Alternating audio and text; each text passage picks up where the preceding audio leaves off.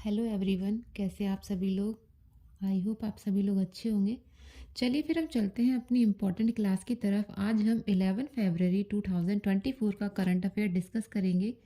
11 फरवरी से बनने वाले जितने इम्पोर्टेंट क्वेश्चंस हैं, एक्स्ट्रा फैक्ट हैं, स्टैटिक जीके हैं, सभी डिस्कस करते हैं। चलिए फिर, लेकिन आपको पता है ना, उससे पहले हम क्या करते हैं, अपने लास्ट क्लास के क्वेश्चंस का रिवीजन करते हैं। तो चलिए फिर हम अपने लास्ट क्लास के क्वेश्चंस का रिवीजन करते हैं, लेकिन उससे पहले आप लोग चैनल को लाइक कर लीजिए और शेयर करना ना भूलें। देखिए फर्स्ट क्वेश्चन क्या है, हमारी लास्ट क्लास के क्वेश्चंस का रिवीजन करने के लिए, हाल ही में किस संस्थान ने भारत का पहला स्वदेशी 155 मिलीमीटर स्मार्ट गोला बारूद बनाने की घोषणा की है? तो ये आईआईटी मद्रास है। हाल ही में नामीबिया के नए राष्ट्रपति किसे नियुक्त किया गया है? नांगोलो मुमुम्बा को। हाल ही में ऑस्ट्रेलिया के पूर्व बल्लेबाज माइकल क्लिंगर को किस क्रिकेट टीम का मुख्य कोच नियुक्त किया गया है? गुजरात जायंट्स का। ब्रांड गार्जियनशिप इंडेक्स 2024 में किस भारतीय को वैश्विक स्तर पर दूसरा स्थान मिला है? मुकेश अंबानी को। केंद्र सरकार किस पड़ोसी देश के मुक्त आवाजाही व्यवस्था खत्म करने पर विचार कर रही है? तो ये म्यांमार की गवर्नमेंट कर रही है। देखिए नेक्स्ट क्वेश्चन क्या है। नेक्स्ट क्वेश्चन है हमारा, हाल ही में आपदा चेतावनी डिवाइस नीतीश किसने लॉन्च किया है? तो ये बिहार सरकार ने लॉन्च किया है। हाल ही में सुरक्षित इंटरनेट दिवस कब मनाया गया है? 6 फरवरी को मनाया गया है। यह सुरक्षित इंटरनेट दिवस हर साल फरवरी के दूसरे सप्ताह के दूसरे दिन मनाया जाता है। देखिए नेक्स्ट, देखिए किस राज्य सरकार ने विधानसभा में सामान्य नागरिक संहिता उच्च का विधेयक पेश किया है? तो ये किया है उत्तराखंड ने। सुविका पेंटिंग्स का संबंध किस राज्य से है? तो सुविका पेंटिंग्स का संबंध मणिपुर से है। हाल ही में किस वर्ष को भारतीय नौसेना द्वारा नौसेना असैन्य वर्ष घोषित किया गया है? तो ये 2024 को किया गया है। ये थे हमारी लास्ट क्लास के इम्पोर्टेंट क्वेश्चंस जिनका हमने रिवीजन किया है। चलिए फिर अब चलते हैं हम आज के इम्पोर्टेंट क्वेश्चंस की तरफ, जो है 11 फरवरी के। देखिए हमारा फर्स्ट क्वेश्चन क्या है, who is the current prime minister of Guana who will visit India in February 2024? Guyana के वर्तमान प्रधानमंत्री कौन है जो फरवरी 2024 में भारत का दौरा करेंगे? तो देखिए इसके लिए ऑप्शंस हैं। ऑप्शन ए है Emmanuel Macron, option B Rishi Sunak, and option C Mark Phillips, and option D Denis Francis. बताइए इनमें से कौन है जो गुयाना के वर्तमान में प्राइम मिनिस्टर हैं और अभी वो भारत के दौरे पर आने वाले हैं। बताइए। तो देखिए इसका आंसर होगा option C, Mark Phillips Bharat का दौरा करेंगे, जो अभी रिसेंट में गुयाना के प्रधानमंत्री हैं। देखिए ये कब से कब तक दौरा करेंगे? गुयाना के प्रधानमंत्री मार्क फिलिप्स 6 से 11 फरवरी 2024 तक भारत की 6 दिवसीय आधिकारिक यात्रा पर हैं। अभी देखिए जो 6 फरवरी गया है ना, तब से लेकर के वो अभी 11 फरवरी तक, यानी आज तक की वो 6 दिवसीय यात्रा पर भारत में हैं। ठीक है, इस यात्रा को दोनों देशों के बीच द्विपक्षीय संबंधों को मजबूत करने की दिशा में एक महत्वपूर्ण कदम के रूप में देखा जा रहा है। अब देखिए एक्स्ट्रा इन्फॉर्मेशन क्या है गुयाना की। गुयाना की देखिए कैपिटल क्या है? जॉर्ज टाउन, और यहाँ की करेंसी है गिनी बिसाऊ, और यहाँ के जो राष्ट्रपति हैं वो हैं इरफान अली। चलिए चलते हैं नेक्स्ट क्वेश्चन की तरफ। क्वेश्चन नंबर 2 क्या है हमारा, देखिए who recently launched the mass drug administration campaign? बताइए मास ड्रग एडमिनिस्ट्रेशन अभियान की शुरुआत किसने की है? तो देखिए इसके लिए ऑप्शंस हैं। Option A Uttar Pradesh, option B Bihar, and option C Punjab, and option D Uttarakhand. बताइए इनमें से कौन सा राज्य है जिसने मास ड्रग एडमिनिस्ट्रेशन अभियान शुरू किया है? तो देखिए इसका आंसर होगा ऑप्शन ए, उत्तर प्रदेश। उत्तर प्रदेश की सरकार ने मास ड्रग एडमिनिस्ट्रेशन अभियान शुरू किया है।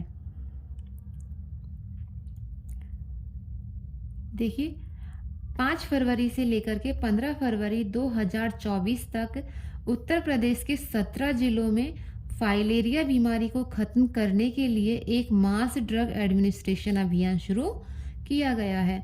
ये मास ड्रग एडमिनिस्ट्रेशन अभियान क्यों शुरू किया गया है? फाइलेरिया बीमारी को खत्म करने के लिए। अब देखिए हाथी पांव या फाइलेरिया एक परजीवी वुचेरिया बैनक्राफ्टी के कारण होता है। ये एक किसकी वजह से होता है? वुचेरिया बैनक्राफ्टी के कारण होता है और इस परजीवी को मच्छर एक शरीर से दूसरे शरीर में फैलाता है। हाथी पांव का वाहक मच्छर है। इस बीमारी को फाइलेरिया को फैलाने का मुख्य कारण क्या है? मच्छर एक शरीर से दूसरे शरीर में काटता है ना, तो उसकी वजह से यह बीमारी फैलती है। अब देखिए 2027 तक भारत फाइलेरिया मुक्त देश बनाने का लक्ष्य निर्धारित कर चुका है कि 2027 तक भारत पूर्ण तरह से फाइलेरिया मुक्त हो जाएगा। चलिए नेक्स्ट क्वेश्चन की तरफ चलते हैं। देखिए क्वेश्चन नंबर 3 क्या है? Which Indian archer has been given the world archery breakthrough archer of 2023 award by the world archer? किस भारतीय तीरंदाज को विश्व तीरंदाज द्वारा world archery breakthrough archer of 2023 award दिया गया है? बताइए किसे दिया गया है? ऑप्शन है, option A Aditi Gopinath, option B Chirag Shetty and option C Satwik Sairaj and option D Mohammed Shami. बताइए इनमें से कौन वो तीरंदाज हैं जिन्हें विश्व तीरंदाज के द्वारा world archery breakthrough archer of 2023 award दिया गया है? तो देखिए इसका आंसर होगा ऑप्शन ए अदिति गोपीनाथ को यह अवार्ड दिया गया है। देखिए अदिति गोपीनाथ को विश्व तीरंदाजी द्वारा breakthrough archer of the year 2023 का पुरस्कार मिला है। अदिति ने पिछले साल 2023 में विश्व तीरंदाजी चैंपियनशिप में सबसे कम उम्र में स्वर्ण पदक जीतकर बड़ा रिकॉर्ड अपने नाम किया है। अदिति गोपीनाथ को अर्जुन पुरस्कार 2023 से सम्मानित किया गया था। 2023 में जर्मनी में आयोजित विश्व तीरंदाजी चैंपियनशिप में स्वर्ण पदक जीतने वाली सबसे कम उम्र की खिलाड़ी बनी है अदिति गोपीचंद। नेक्स्ट क्वेश्चन तरफ चलते हैं। देखिए हमारा नेक्स्ट क्वेश्चन क्या है? Question number 4, recently the border roads organisation has started the project of flood which international. बताइए हाल ही में सीमा सड़क संगठन ने किस अंतर्राष्ट्रीय सीमा पर बाढ़ लगाने की परियोजना प्रारंभ की है? देखिए हमारे ऑप्शंस क्या है इस क्वेश्चन नंबर 4 के लिए। ऑप्शन ए है India Myanmar border, option B India Bangladesh border and option C India Pakistan border and option D India China border. बताइए वो कौन सा सीमा सड़क संगठन है जिसने अंतर्राष्ट्रीय सीमा पर बाढ़ लगाने की परियोजना प्रारंभ की है? तो देखिए इसके लिए हमारा ऑप्शन ए सही होगा। इंडिया और म्यांमार का जो बॉर्डर है वहाँ पर बाढ़ लगाने की परियोजना बनाई जा रही है, ताकि जो ये मुफ्त आवाजाही के लिए जो शुरू हुआ है ना कि मुफ्त आवाजाही बंद की जाएगी, केंद्र सरकार ने जो ये ऐलान किया है, तो उसको देखते हुए यह कार्य किया जा रहा है। तो ये इंडिया और म्यांमार के बॉर्डर पर परियोजना प्रारंभ की गई है। अब देखिए क्या है इसके एक्स्ट्रा पॉइंट देख लेते हैं। देखिए बॉर्डर रोड ऑर्गेनाइजेशन BRO ने हाल ही में भारत म्यांमार सीमा पर 1643 किलोमीटर लंबी बाढ़ लगाने का फैसला किया है। और देखिए इसका मुख्य उद्देश्य क्या है? इसका मुख्य उद्देश्य है मुफ्त आवाजाही को रोकने के लिए। देखिए अरुणाचल प्रदेश, मिजोरम, मणिपुर और नागालैंड की सीमा म्यांमार से सटी हुई है, इसलिए सीमा सड़क संगठन ने अंतर्राष्ट्रीय सीमा पर बाढ़ लगाने की परियोजना प्रारंभ की है। आप लोग याद रखिएगा कि इसका मुख्य उद्देश्य क्या है? मुफ्त आवाजाही को रोकने के लिए ये बॉर्डर रोड ऑर्गेनाइजेशन ने बाड़ लगाने की परियोजना शुरू की है। देखिए नेक्स्ट क्वेश्चन क्या है हमारा, क्वेश्चन नंबर 5 है, which Indian celebrity was recently granted the golden visa of United Arab Emirates UAE. बताइए हाल ही में किस भारतीय हस्ती को यूनाइटेड अरब एमिरेट्स का गोल्डन वीजा प्रदान किया गया है। इनमें से बताइए कौन है जिसे यूएई ने गोल्डन वीजा प्रदान किया है। इसके लिए देखिए ऑप्शंस हैं, option A Ratan Tata, option B Shashi Tharoor and option C Anand Kumar and option D Meera Chand. बताइए इनमें से कौन है वो जिसे यूनाइटेड अरब एमिरेट्स ने गोल्डन वीज़ा प्रदान किया है। तो देखिए इसका आंसर होगा ऑप्शन सी आनंद कुमार। आनंद कुमार ने स्पेशल 30 बैच स्टार्ट किया था ना, तो उसके लिए इन्हें यह गोल्डन वीज़ा दिया गया है। देख लेते हैं इसके पॉइंट्स क्या क्या हैं। देखिए सुपर 30 के संस्थापक आनंद कुमार को संयुक्त अरब अमीरात सरकार ने गोल्डन वीज़ा प्रदान किया है। इससे पहले बॉलीवुड अभिनेता शाहरुख खान, सलमान खान और संजय दत्त जैसे भारतीय हस्तियों को यह विशेष वीज़ा मिल चुका है। और अब देखिए आनंद कुमार जो है ना, उन्होंने 2002 में पटना में अपना सुपर 30 प्रोग्राम शुरू किया था जो अभी तक चल रहा है। साल 2023 में उन्हें भारत सरकार द्वारा चौथे सर्वोच्च नागरिक पुरस्कार पद्म श्री से सम्मानित किया गया था। तो आप लोग याद रखिएगा कि यूएई ने गोल्डन वीज़ा किसे प्रदान किया है अभी 2024 में, तो ये आनंद कुमार को प्रदान किया गया है सुपर 30 के प्रोग्राम के लिए। चलिए चलते हैं नेक्स्ट क्वेश्चन की तरफ। क्वेश्चन नंबर 6 क्या है, देखिए where is the foundation stone of the digital national museum laid. बताइए डिजिटल राष्ट्रीय संग्रहालय की आधारशिला कहाँ रखी गई है। इसके लिए ऑप्शंस हैं, option A Hyderabad, option B Jharkhand and option C Punjab and option D Telangana. बताइए कौन सा स्टेट है जहाँ पर डिजिटल नेशनल म्यूजियम लेड की आधारशिला रखी गई है। तो देखिए इसके लिए हमारा आंसर ऑप्शन ए सही होगा, हैदराबाद में डिजिटल राष्ट्रीय संग्रहालय की आधारशिला रखी गई है। देखिए इसके एक्स्ट्रा पॉइंट्स क्या क्या हैं इंपॉर्टेंट जो है। केंद्रीय संस्कृति मंत्री किशन रेड्डी ने हैदराबाद के सालार जंग संग्रहालय में देश के पहले डिजिटल राष्ट्रीय संग्रहालय की आधारशिला रखी है। भारतीय पुरातत्व सर्वेक्षण इस संग्रहालय की स्थापना कर रहा है। इसमें विभिन्न भाषाओं और विभिन्न कालावधि के 1 लाख से अधिक शिलालेख रखे जाएंगे।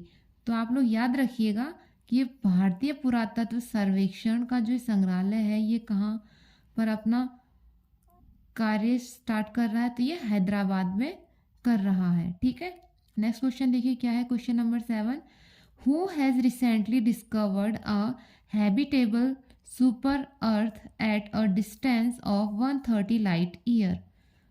बताइए 137 प्रकाश वर्ष की दूरी पर रहने योग्य सुपर अर्थ की खोज किसने की है। यहाँ पे ऑप्शंस हैं, देखिए option A NASA, option B ISRO and option C JAXA and option D CNSA. बताइए इनमें से कौन है जिसने सुपर अर्थ की खोज की है। तो देखिए इसका आंसर होगा ऑप्शन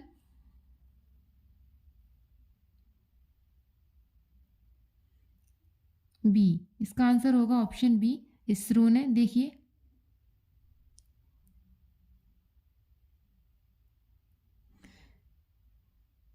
सॉरी, देखिए इसका आंसर होगा ऑप्शन ए। इसका देखिए यहाँ पे टाइप गलत हो गया है, तो आप लोग याद रखिएगा ऑप्शन ए होगा इसका।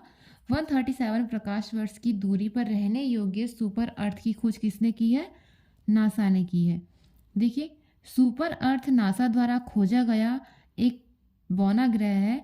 यह ग्रह पृथ्वी से 1.5 गुना चौड़ा है और इसमें जीवन का समर्थन करने की क्षमता है। अब देखिए अमेरिका की जो अनुसंधान संस्थान है ना नासा के जेम्स वेब टेलीस्कोप ने पृथ्वी से 137 प्रकाश वर्ष दूर एवं पृथ्वी की तुलना में 1.5 गुना बढ़ा एक संभावित सुपर अर्थ की खोज की है। यहाँ पर जीवन संभव है, जैसे पृथ्वी पर मानव जीवन संभव है ना, उसी तरह से जो ये सुपर अर्थ खोजा गया है, इस पर भी मानव जीवन संभव है। तो देखिए इसकी खोज किसने की है, इसकी खोज की है नासा ने। और नासा की देखिए फुल फॉर्म क्या होती है, national aeronautics and space administration. याद रखिएगा आप लोग, नासा की फुल फॉर्म क्या है, national aeronautics and space administration. और देखिए इसकी स्थापना कब हुई थी, इसकी स्थापना हुई थी 1958 में। और देखिए इसका हेडक्वार्टर है वाशिंगटन डीसी में। और इसके जो चेयरमैन है वो कौन है, विल नेल्सन। याद रखिएगा आप लोग ये एक्स्ट्रा पॉइंट्स। देखिए नेक्स्ट क्वेश्चन की तरफ चलते हैं। क्वेश्चन नंबर 8 क्या है हमारा, how many countries participated in the recently held BIMSTEC aquatic championship. हाल ही में आयोजित बिम्स्टेक एक्वेटिक चैंपियनशिप में कितने देशों ने भाग लिया है। बताइए बिम्स्टेक की जो एक्वेटिक चैंपियनशिप हुई है तो इसमें कितने देशों ने भाग लिया है। इसके लिए देखिए ऑप्शंस है, option A 6, option B 7, option C 8 and option D 9। बताइए कितने देशों ने बिम्स्टेक एक्वेटिक चैंपियनशिप में भाग लिया है। तो देखिए इसमें 7 देशों ने भाग लिया है। अब 7 देशों के कौन कौन से गेम्स हैं जिन्होंने इसमें पार्टिसिपेट किया है, देख लेते हैं। देखिए पानी में खेले जाने वाले खेल के लिए बिम्स्टेक एक्वेटिक चैंपियनशिप के पहले संस्करण का आयोजन केंद्रीय खेल मंत्रालय के द्वारा दिल्ली में किया गया है। अब देखिए रिलेशनशिप में बिम्स्टेक के 7 सदस्य देश के खिलाड़ियों ने भाग लिया है। अब इस चैंपियनशिप की शुरुआत होगी, कब से होगी, 9 फरवरी से। 9 फरवरी को इसका जो समापन है, इसकी शुरुआत कब हुई है, फरवरी में शुरुआत होकर और 9 फरवरी 2024 को इसका समापन हो गया है। बिम्स्टेक के जो एक्वेटिक चैंपियनशिप गेम्स जो हो रहे थे ना, इनका समापन 9 फरवरी 2024 को हो गया है। देखिए नेक्स्ट क्वेश्चन क्या है, which country recently launched Jielong 3 rocket. हाल ही में किस देश ने जिलोंग 3 रॉकेट लॉन्च किया है। बताइए किस देश ने लॉन्च किया है। इसके लिए ऑप्शंस हैं, option A America, option B India and option C Japan and option D China. बताइए इनमें से किस देश ने जिलोंग 3 रॉकेट लॉन्च किया है। तो देखिए इसके लिए आंसर होगा ऑप्शन डी चाइना। चाइना ने जिलोंग 3 रॉकेट लॉन्च किया है। देखिए चीन ने हाल ही में जिलोंग 3 रॉकेट को लॉन्च किया एवं इस रॉकेट की जो सहायता से चीन ने 9 संचार उपग्रह को भी भेजा गया है। जो ये जिलोंग 3 रॉकेट है ना, इसके द्वारा चीन ने 9 टेलीस्कोप को सैटेलाइट में भेजा गया है। देखिए इस रॉकेट का जो दूसरा नाम है वो है स्मार्ट ड्रैगन 3 है। अब देखिए पहली पीढ़ी ने शिलोंग रॉकेट को चीन ने 2022 में लॉन्च किया था। इस वर्ष इस रॉकेट की तीसरी पीढ़ी को लॉन्च किया गया है। ये इसकी 3rd जनरेशन थी जिसको अभी सैटेलाइट में भेजा गया है। यह रॉकेट 1500 किलोग्राम के भार को पृथ्वी की सतह से 500 किलोमीटर दूर की ऊंचाई तक ले जाने में सक्षम है। तो ये कितना कैपेबल है कि जो 1500 किलोग्राम का जो वेट है उसको ये पृथ्वी से दूर की सतह में ले जाने में 500 किलोमीटर तक की ऊंचाई पर ले जाने में कैपेबल है। तो आप लोग याद रखिएगा इस रॉकेट का दूसरा नाम क्या है, स्मार्ट ड्रैगन 3। जिलोंग 3 रॉकेट को स्मार्ट ड्रैगन 3 भी कहते हैं। चलिए नेक्स्ट क्वेश्चन देखते हैं। हमारा नेक्स्ट क्वेश्चन क्या है, देखिए recently in which country will the 7th Indian Ocean conference the organised. बताइए हाल ही में 7वें हिंद महासागर सम्मेलन का आयोजन किस देश में किया जाएगा। इसके लिए ऑप्शंस हैं, option A Russia, option B Azerbaijan and option C Australia and option D America. बताइए इनमें से कौन सा देश है जहां पर 7वें हिंद महासागर सम्मेलन का आयोजन किया जाएगा। तो देखिए इसके लिए आंसर होगा हमारा ऑप्शन सी ऑस्ट्रेलिया। ऑस्ट्रेलिया में 7वें हिंद महासागर सम्मेलन का आयोजन किया जाएगा। और देखिए इस सम्मेलन की थीम क्या है, इस सम्मेलन की थीम है स्थिर और टिकाऊ हिंद महासागर की ओर। तो आप लोग याद रखिएगा इसकी थीम क्या है, स्थिर और टिकाऊ हिंद महासागर की ओर। अब देखिए भारत के विदेश मंत्री डॉक्टर एस जयशंकर ने ऑस्ट्रेलिया के पर्थ में 7वें हिंद महासागर सम्मेलन का उद्घाटन किया है। देखिए, इस सम्मेलन में 22 से अधिक देशों के मंत्री और 16 देश और 6 बहुपक्षीय संगठनों के वरिष्ठ अधिकारी शामिल होंगे। तो आप लोग याद रखिएगा, ये 7वां हिंद महासागर सम्मेलन कहाँ हो रहा है? तो ये ऑस्ट्रेलिया में हो रहा है और इसकी थीम क्या है? स्थिर और टिकाऊ हिंद महासागर की और इसकी थीम है। तो ये थे आज के इम्पोर्टेंट क्वेश्चंस जिनका हम लोगों ने डिस्कस किया, रिवीजन किया। तो नेक्स्ट क्लास में हम आपसे जल्दी मिलेंगे। तब तक के लिए आप चैनल को लाइक कीजिए, शेयर कीजिए और सब्सक्राइब करना ना भूलें। Thanks for watching. Please like and subscribe.